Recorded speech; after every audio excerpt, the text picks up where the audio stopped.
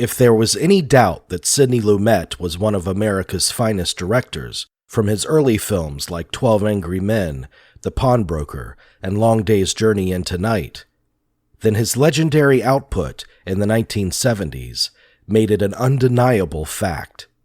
To a large degree, Lumet's films reflected the very best of the cinema from this period, especially his work on Serpico. I'm a marked man in this department for what? Dog Day Afternoon. And Network. You have meddled with the primal forces of nature, Mr. Beale, and I won't have it! But while these works remain as beloved and relevant as ever, his first film from that decade, released on January 14th, represented a rare misstep. Last of the Mobile Hotshots. Tennessee Williams wrote it. Gore Vidal, author of Myra Breckinridge, adapted it for the screen. Well, if I get you up on the roof, which I'll try to do, you gonna come down pregnant, or you ain't coming down at all. Ain't gonna be no child murder. I'm planning to go downstairs and call to the police. James Coburn, Lynn Redgrave, Robert Hooks. It seemed like a no-brainer. But the ominous fate of the film could have been predicted from the start. The last of the Mobile Hotshots is based upon the play titled The Seven Descents of Myrtle. The play opened on stage in May of 1968. It received a slew of foul reviews upon its opening. Many critics felt the play represented a pale retread of the colorful tropes Williams had perfected in earlier works. Featuring a cast led by acclaimed actress Estelle Parsons, the play ran for only 29 performances. But by that time, fortunately, Williams had already sold the film rights to the play for $400,000, and he looked upon the film as a means of reviving interest and appreciation for what he felt was a funny melodrama that had been misunderstood during its brief stage run. The play tells the story of two half-brothers. Lot, who is renamed Jeb in the movie, is an impotent transvestite with an unhealthy fixation on his dead mother. He is also gravely ill and fading fast from TB. He lives on his family's crumbling estate with his biracial brother Chicken, who has long been at odds with Lot and is counting the days until he can become the legal executor of the estate. This dynamic is complicated by the introduction of Myrtle, an eccentric Southern belle who Lot meets and hastily weds on a television game show. Now listen, I'm going to make you my special, one-time-a-year happy offer. Now this happy couple who are engaged. You are engaged, aren't you? Oh, yeah. I'm relieved on that because, in New Orleans. Well, anyways and anywho, in addition to this fully electrified and automated kitchen with 31 appliances worth $4,900 at any quality store like Bamberg's, the Rube Benedict Show is willing to give you our one and only Happy Couple Special, which consists of a round-trip ticket for two, all expenses paid to Hollywood, California.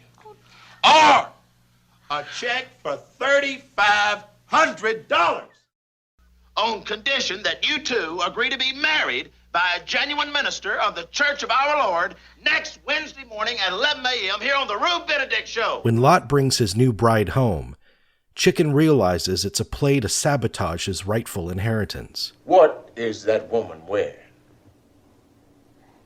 My wife wearing my mother's gown. Why, you mind? They turn you loose from the hospital? Well, I wasn't locked in. Hospital's not a jail. No, I was released last week. Couldn't do nothing more for you, I guess. Who is this woman? A twisted menage-a-trois ensues, the impotent Lot unable to fulfill his husbandly duties, while the studly Chicken sneaks in and successfully seduces Myrtle. Hanging over it all is the threat of biblical fury in the form of an oncoming flood that threatens to wash it all away. Both Lumet and Vidal had enjoyed previous successes with the works of Williams. A decade earlier, Lumet had directed Marlon Brando in The Fugitive Kind, based on Williams' play Orpheus Descending. Meanwhile, Vidal had adapted the acclaimed Suddenly Last Summer around the same time. But the last of the Mobile hotshots seemed confused and unfocused from the start. Author of Sidney Lumet, A Life, Mara Spiegel. Part of what was happening is Tennessee Williams was in this kind of late period that people talk about as, being a very hard time in his life. And one of the things that Sidney said about the film later was that he just couldn't bring himself to, press Tennessee Williams on making more changes. He knew what the problems were in it. And I guess what I think is so interesting, if you look at the original play and how the adaptation works, is that, and we can hypothesize about this, but a lot of what was daring about the sexual and gender identity stuff in the play, and that is that one of the main characters dies wearing his mother's wedding dress, as a man wearing his mother's wedding dress, really gets flipped in the movie to address racial issues rather than these gender issues. And this was, just biographically, he made this film the same year that he and his wife, Gail, Lena Horne's daughter, Gail Jones, hosted a fundraiser for the Black Panthers. And his own biracial children were beginning to, come into, they were getting older, and he was, I think, becoming more and more conscious of wanting to address issues of race. So he did a lot of really surprising things. I mean, in the play production, there's these two half brothers, and in the play they're both played by white men, and one of them is supposed to have some biracial feature, but it's not visible. And in the film, Sidney cast a black actor, and that he did a number of things, I think, that are very pointed about black-white sexuality but the sexual issues, that are suggested in the play, that is, even that the brothers had a sexual relationship, are kind of left a little bit confusing. I mean, you're sort of a little bit adrift. What's happening here, it's interesting to me because Tennessee Williams really didn't go into race much, and so pushing his story into that arena was really interesting. Rather than dying wearing his mother's wedding dress, in the film the character dies wearing a Confederate uniform. So again, this switch over to another kind of narrative. Was that Lumet's direction to make it more about the racial explorations?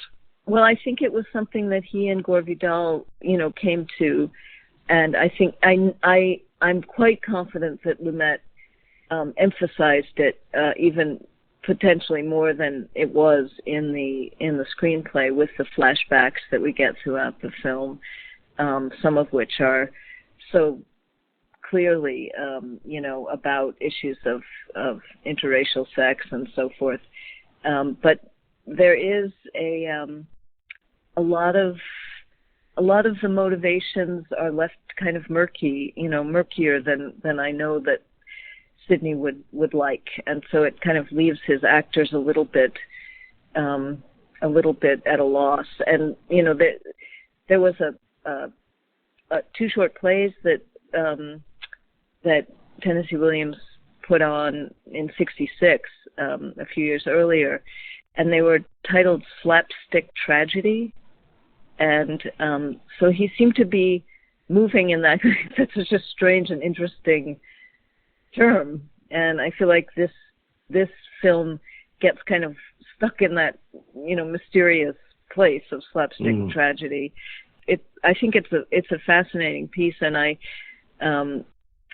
think there's more to be learned about it. It should be noted that James Coburn, one of the most masculine of leading man actors at that time, shirked at playing the character of Jeb as a transvestite.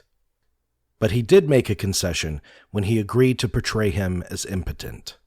But even without the provocation of a leading character being a transvestite, the film generated disapproval from the censors board. The newly formed Motion Pictures Ratings Board cursed the film with an X rating, citing a moment of implied oral sex between the characters of Chicken and Myrtle. But really, this was just one stitch in the fabric of the film's failure to capture an audience. In the years following the film's dismal reception, Williams confided to author Gene Phillips that he was wildly disappointed in Vidal's adaptation of his work.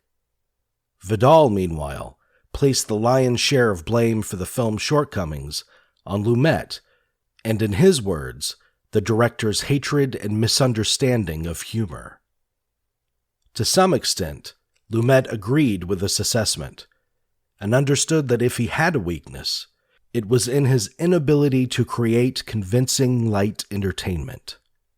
One can imagine that he might have set out to atone for some of the changes he made to the film's outlandish perceptions of sexual identity when he directed Dog Day Afternoon 5 years later. It was 7 days, married, widowed, integrated. It was one hell of a week.